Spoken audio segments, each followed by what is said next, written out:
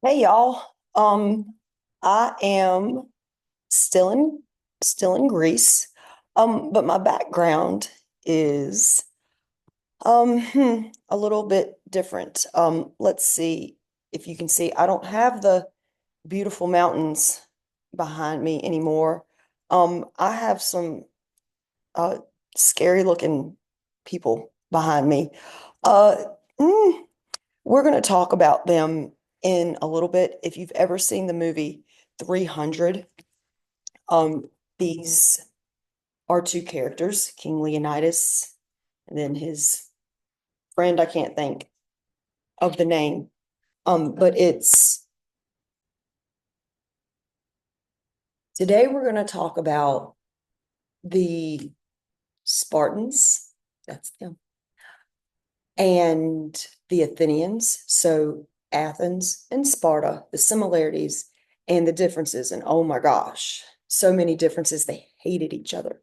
We're going to talk about democracy, how it started. The very first democracy in the whole entire world was established this time, during this time in Athens. We are going to talk about the social structure quickly. And so here we go. Let me share my screen. Okay, so here we go. Ancient Greece, social structure, government, and then Athens and Sparta.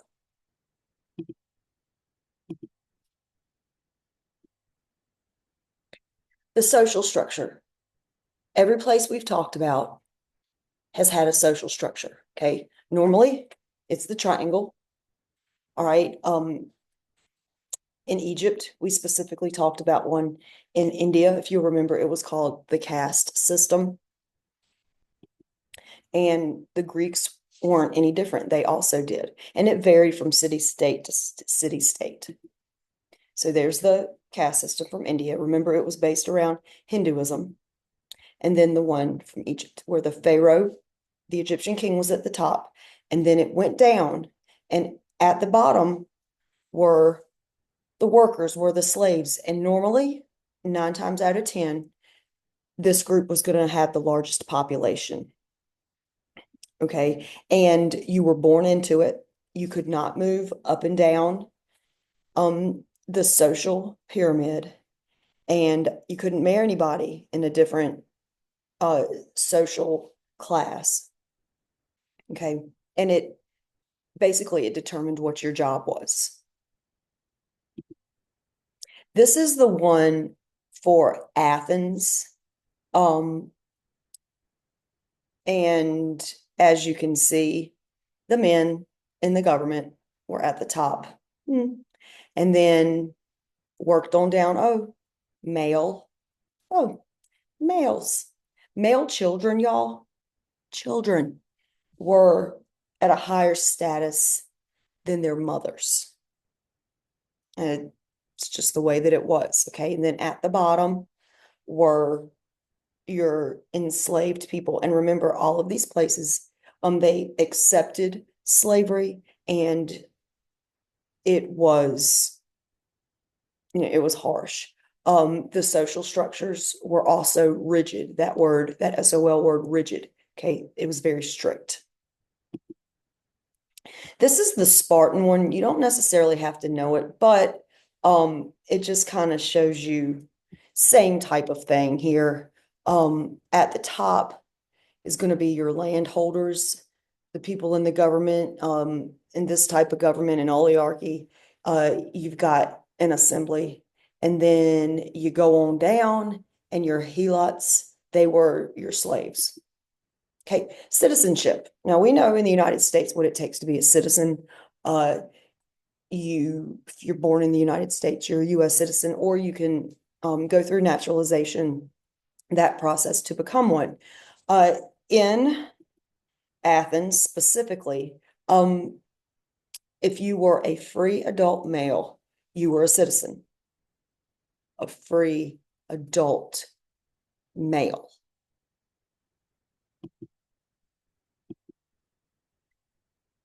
If you were a citizen, you had political rights, you had a say in decisions made in the government. You did have the responsibility, citizens did, to participate in the government. Remember in the 7th grade when you took civics and economics, the civics part was the government part. And there were 3 groups of people, y'all, that were not citizens and they had no political rights whatsoever. And these were women, of course,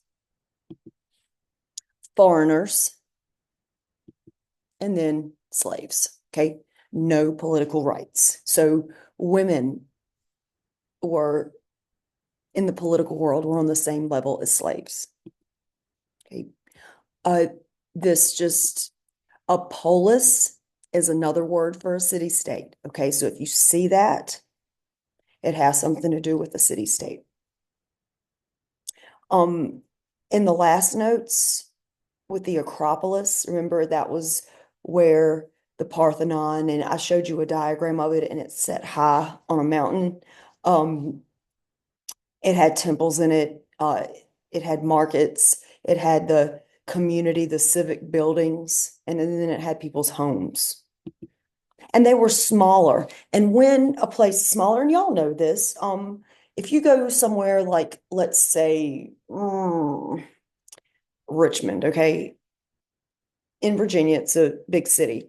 And you go there, you don't know a lot of people, you probably feel, a little bit smaller as far as your influence. In a smaller place like Martinsville, Henry County, you know more people, you might feel it's less traffic, you might feel a little bit more comfortable.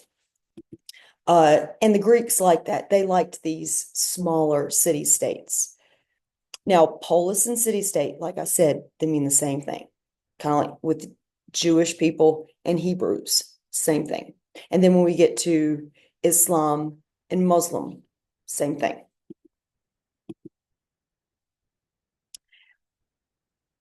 And like I said, both of them, it's a close-knit, tight-knit community. You saw this diagram.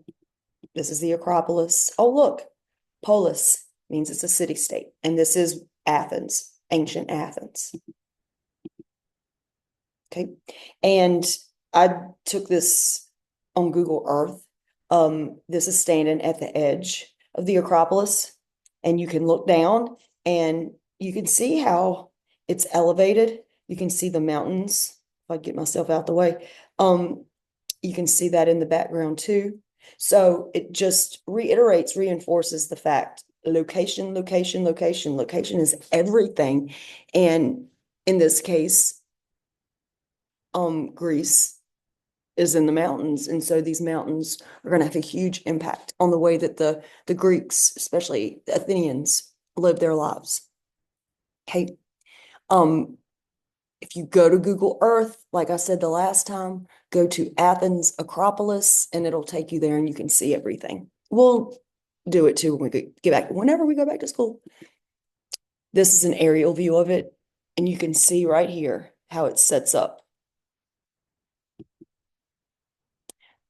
All right, so there's that citizenship and the social structure. Now, this is how I introduce Athens and Sparta, but we're not at school.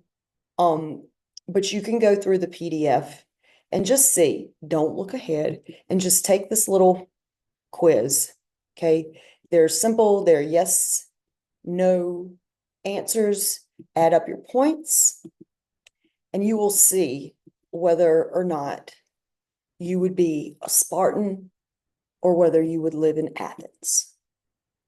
I will tell you what mine is when we get back to school. See if you can guess what mine is. Okay. Now, here is Greece again, and Athens and Sparta. Remember, I told you the last time how to remember on a map where Athens is and where Sparta is. It's alphabetical.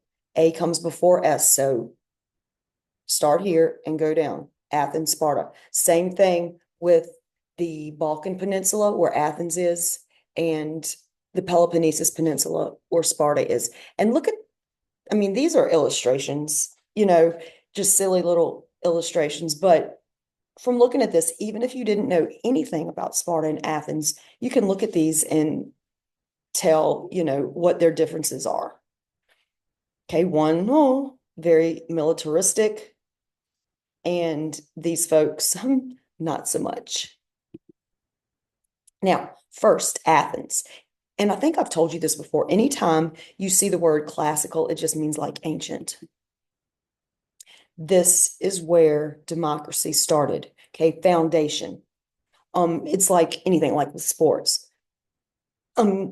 In basketball, in order to be good, you need that solid foundation in order for it for you to evolve in your basketball journey and to get better.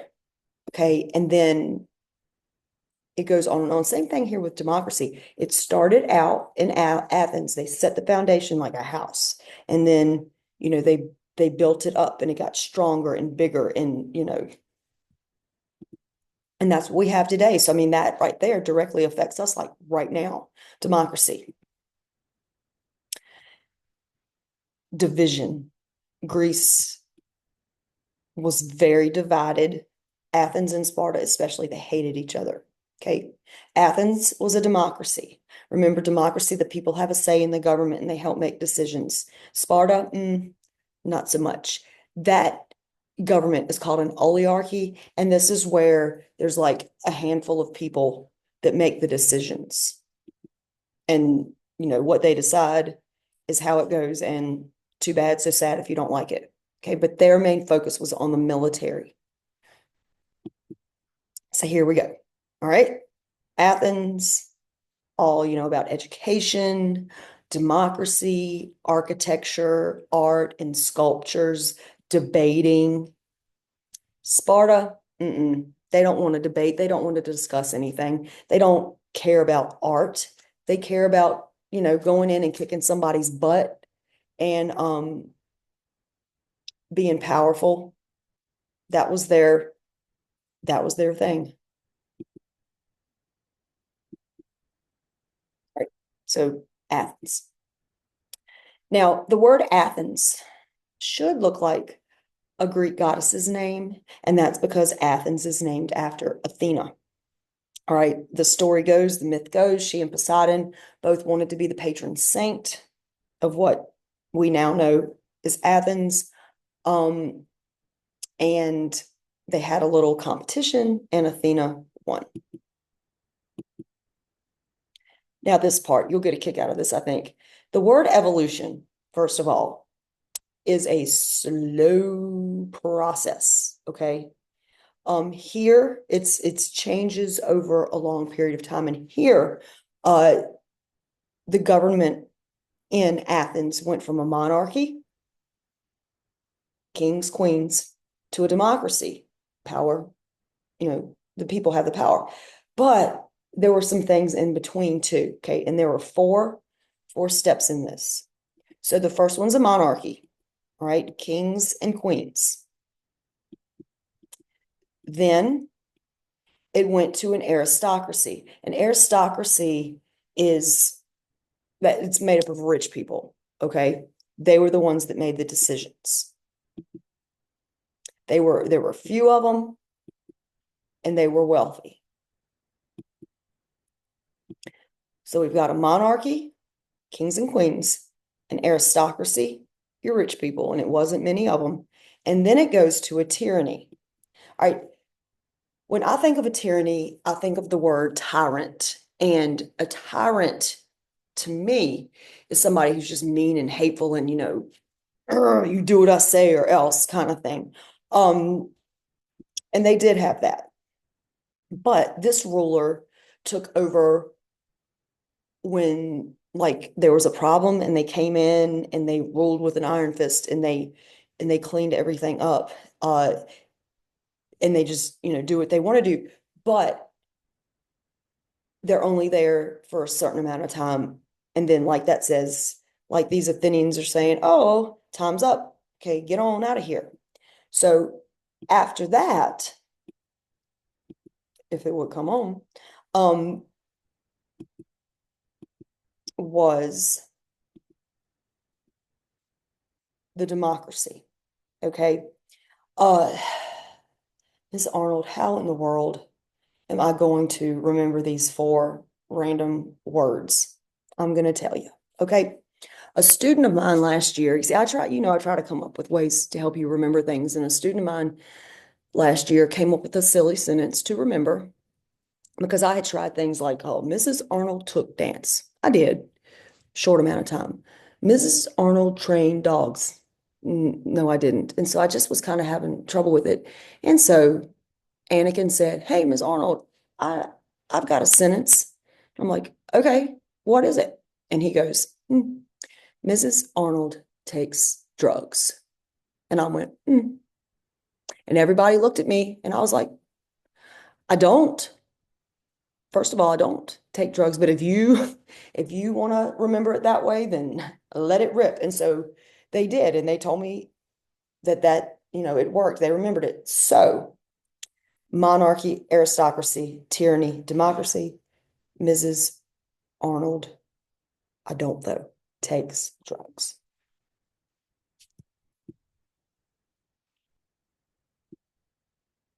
Now, there are two tyrants that you need to know who they are, mostly their names. And they wanted to reform democracy, they wanted to change it. The first one is Draco, and his name should ring a bell if you've read or seen the Harry Potter stuff. Draco Malfoy. Draco Malfoy was not a nice person. He was evil, and this Draco the tyrant also was. And I'm not going to read all this to you. You can read, but what Draco actually means is dragon. And if you go on down to, it says the root of it means devil. So Draco was very harsh in his punishments and all. The second one is Solon, okay, and he is one of the ones that set that foundation for democracy. Okay, so two tyrants who worked for reform or change. Draco, who was harsh, not a nice person like Draco Malfoy, and then Solon. Okay. Um, in civics in the seventh grade, you should have learned that with democracy, there are two types. One is direct and one is representative. Athens was all about direct democracy. Okay, you vote directly for that leader, directly for that bill to be passed into a law. They were all about public debate, wanting to go and discuss things and argue about things and, and all of that. What is the meaning of life? Kind of thing. Okay. And this right here is in Athens, and this is what's left of where these philosophers would go up and stand and say what they were going to say, little philosophical thing they were going to say. And then it would be the other person's turn, and they would go up there and they would argue their point. And then the other one would go back up there, and then somebody else might go up there. So they were all about debate and discussion. I don't think they took their earrings out and threw down. They argued with words. Okay. The free men who were citizens had certain duties they had to do. All right. So just like we as Americans have certain duties that we have to perform, okay? A duty is something that you have to do, or else, you'll get in trouble. You have to follow the law. You have to pay taxes. If you're called to go serve on a jury, you have to, or you'll, be held in contempt of court or get arrested or something like that. Okay, now Sparta. Sparta, way different. Like I said, Sparta's government, they were ruled by a small group of people, and it was called an oligarchy. very militaristic and very aggressive. Oh my gosh. Um, their social structure, I showed you before, it was very, very harsh. It was very rigid. Some things about Sparta that you don't have to know uh, for the SOL test, but I think these are the most interesting. When a Spartan baby was born, if the parents thought the baby was weak, like if the baby was born early or it didn't weigh very much or it happened to be smaller or its cry wasn't very loud, they just assumed that that baby was going to grow up into a weak adult. So they would take the baby up on a mountain, because you remember Greece had all kinds of mountains, and leave the baby on the mountain for it to die, either just, by by nature, by the weather, or an animal.